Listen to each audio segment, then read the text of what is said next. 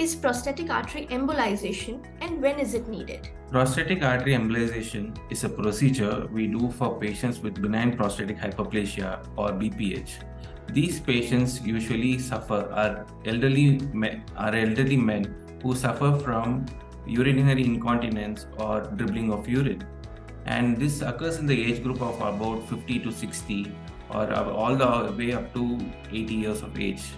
And this procedure is required for patients to make sure the prostate, which is enlarged, to reduce the size of the prostate. And to reduce the size of the prostate, we do the procedure called as prostatic artery embolization, where we reduce the blood flow which goes to the prostate, and that indirectly shrinks the prostate, and which indirectly causes easy passage of urine through the urethra and reduces the symptoms of these patients. Why is prosthetic artery embolization better than the conventional modality of management for BPH patients? The medical management involves the patient taking tamsulosin tablets for increasing the urine passage and being comfortable. In the surgical modality, they do a procedure called TURP, which is transurethral resection of prostate.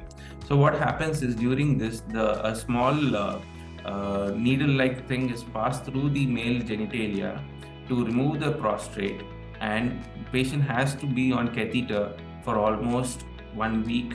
And then what happens is there is some bleeding. There may be some complications. Whereas in prostatic artery embolization, it is better because there are no complications with respect to this procedure. And this is a one-day procedure where the patient comes in, we do the procedure, and the patient goes back home. And it is better than any of these the medical management or the surgical management for all these patients. What is your clinical experience on the results, and what does the present literature evidence has to say about the prostatic artery embolization? In my personal experience, I found that all my patients have done really well and they tolerate the procedure very well. And there are more benefits to this because after this procedure, patient does not have any complications like erectile dysfunction or retrograde ejaculation.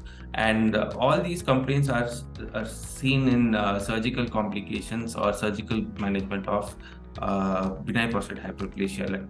What is a radial approach and how is this approach beneficial for the patient? The radial approach means that we use a small 2mm cut in the radial artery, and when we do the procedure through that pinhole, this procedure is very comfortable for the patient because we need not undress the patient at all.